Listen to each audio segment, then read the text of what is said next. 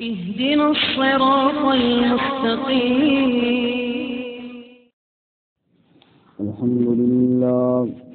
الحمد لله وكفى، والصلاة والسلام على خاتم الرسل وسيد الأنبياء وعلى آله وأصحابه الأتقياء. أما بعد، فأعوذ بالله من الشيطان الرجيم. بسم الله الرحمن الرحيم. سنفرغ لكم أيها الثقلان، فبأي آلاء ربكما تكذبان؟ يا معشر الجن والإنس إن استطعتم أن تنفذوا من أقطار السماوات والأرض فانفذوا، لا تنفذون إلا بسلطان.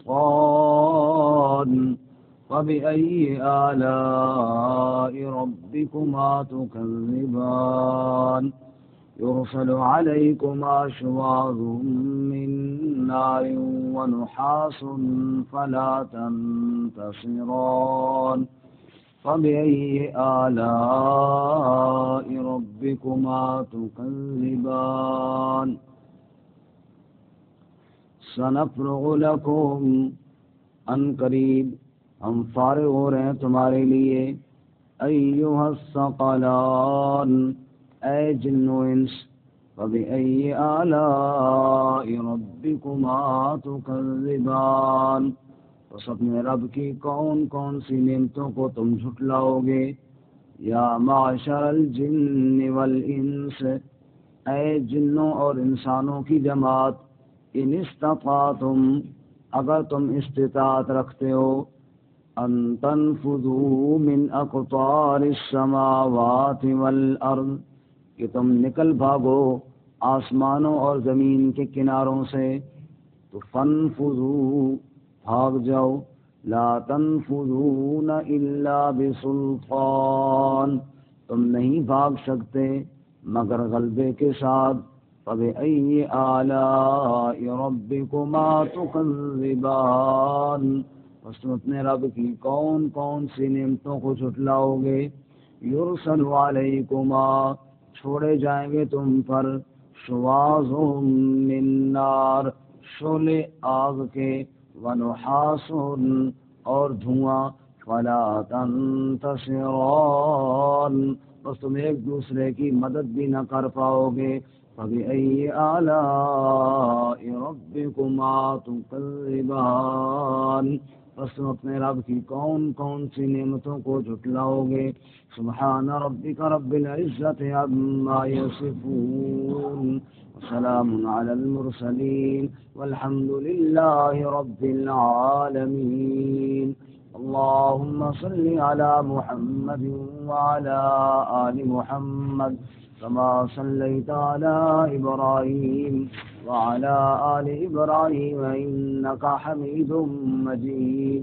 اللهم بارك على محمد وعلى آل محمد، كما باركت على إبراهيم وعلى آل إبراهيم إنك حميد مجيد۔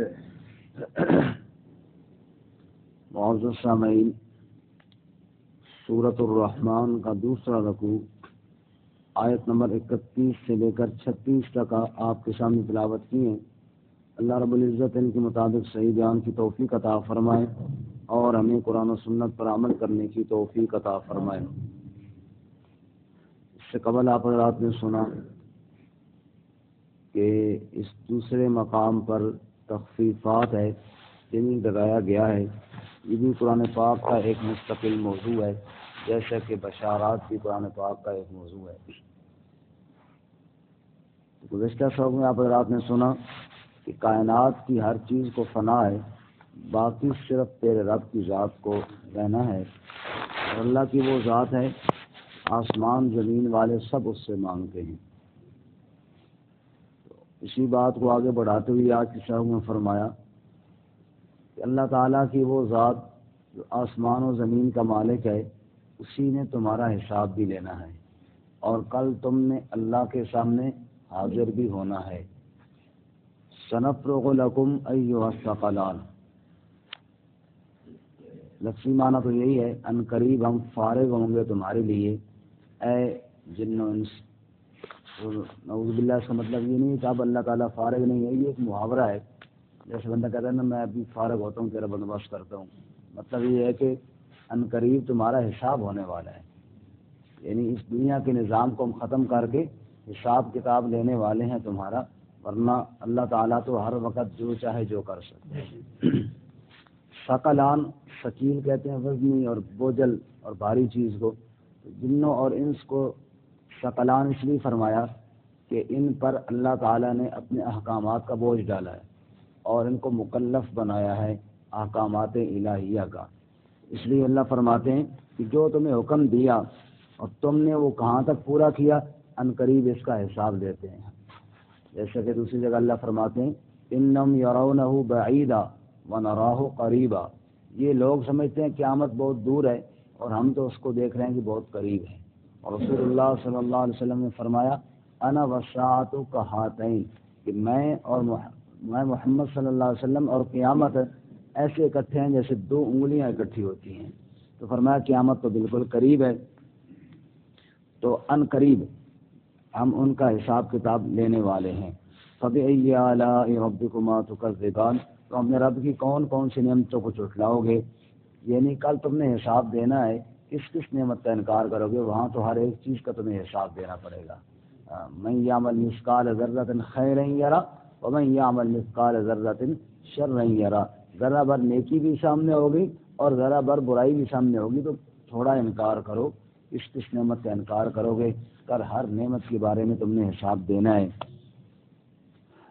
اللہ کے نبی صلی اللہ علیہ وسلم تشریف لے گئے ایک صحابی کے باغ میں، گرمیوں کا موسم تھا، پانی پیا، کھجوریں کھائیں کچی پکی، اور اسی طرح انہوں نے بکرے کا گوشت بھون کر کھلایا، تو آپ نے فرمایا کہ ثم لتسألن یومئذ عن النعیم، کہ انہی نعمتوں کے بارے میں کل ہم سے پوچھا بھی جائے گا۔ آپ نے فرمایا ہم نے ٹھنڈی چھاؤں کو استعمال کیا، ہم نے کھجور کی کچی اور پکی اور درمیانی تینوں قسمیں کھائیں، ہم نے ٹھنڈا پانی پیا اور ہم نے روٹی اور گوشت کھایا، انہی نعمتوں کے بارے میں اللہ تعالیٰ کے سامنے کل حساب بھی دینا ہوگا۔ فرماتے ہیں کہ کون کون سی نعمتوں کو جھٹلاؤ گے، ہر نعمت کے بارے میں تم نے حساب بھی دینا ہے، اور اس حساب کتاب سے کوئی بھاگ نہیں سکتا۔ کوئی بھاگ کے جائے گا کہاں؟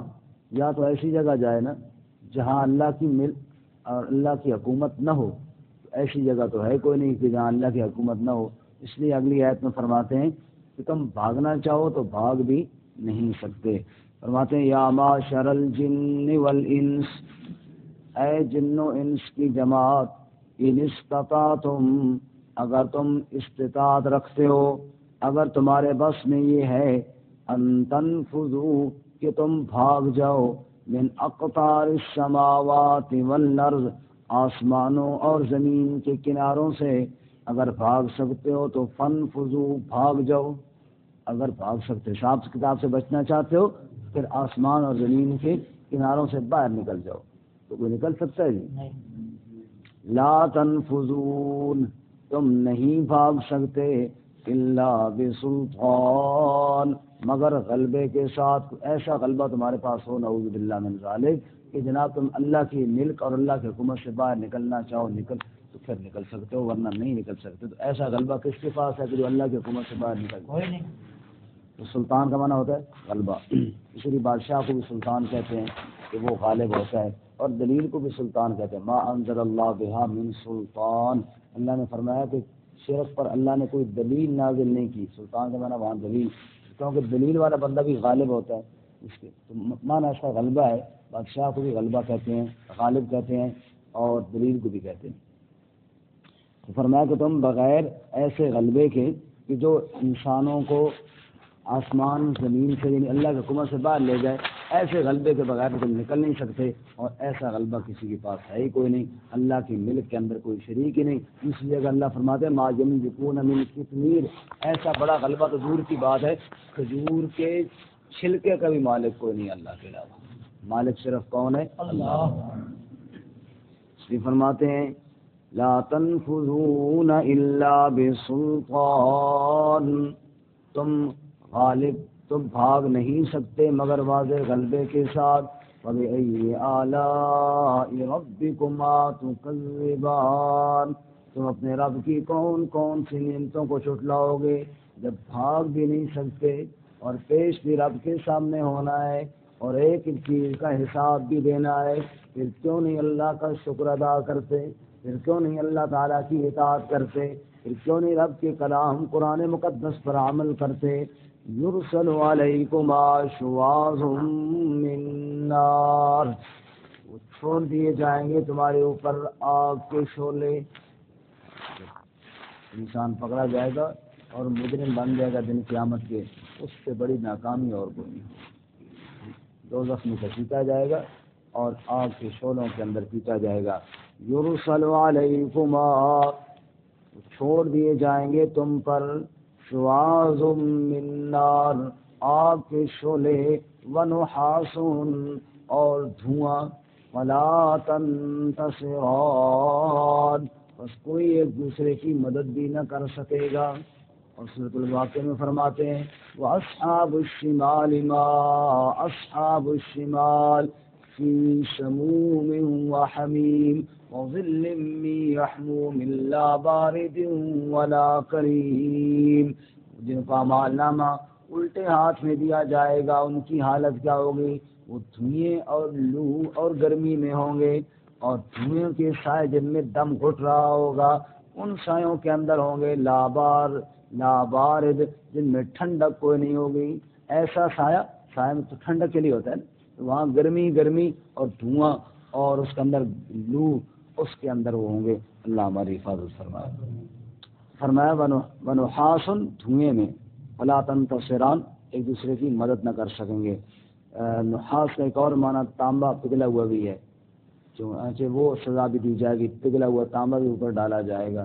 تو اللہ تعالیٰ ہماری ان تمام عذاب اور اللہ تعالیٰ اپنی ناراضگی سے ہماری حفاظت فرمائے۔ فبأي آلاء ربكما تكذبان، اپنے رب کی کون کون سی نعمتوں کو جھٹلاؤ گے؟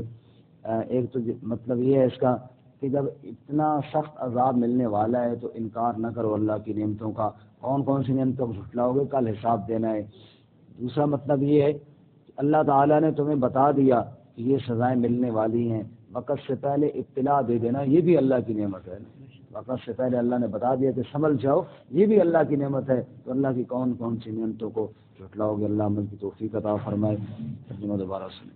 سنفرغ لکم ایھا الثقلان، ہم ان قریب تمہارے لیے فارغ ہو رہے ہیں، یعنی ان قریب ہم تمہارا حساب لینے والے ہیں۔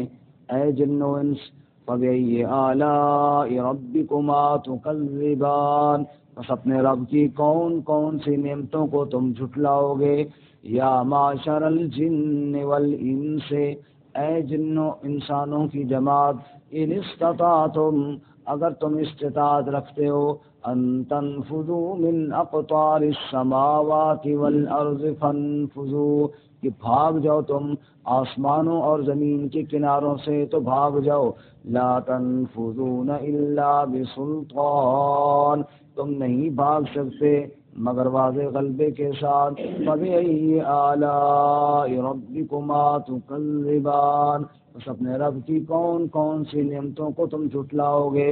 یرسل علیکما، بھیج دیے جائیں گے تم پر، شواظ من نار، شعلے آگ کے، ونحاس اور دھواں، ولا تنتصران، تو تم ایک دوسرے کی مدد بھی نہ کر پاؤ گے۔ فبأي آلاء ربكما تكذبان، بس اپنے رب کی کون کون سی نعمتوں کو تم جھٹلاؤ گے؟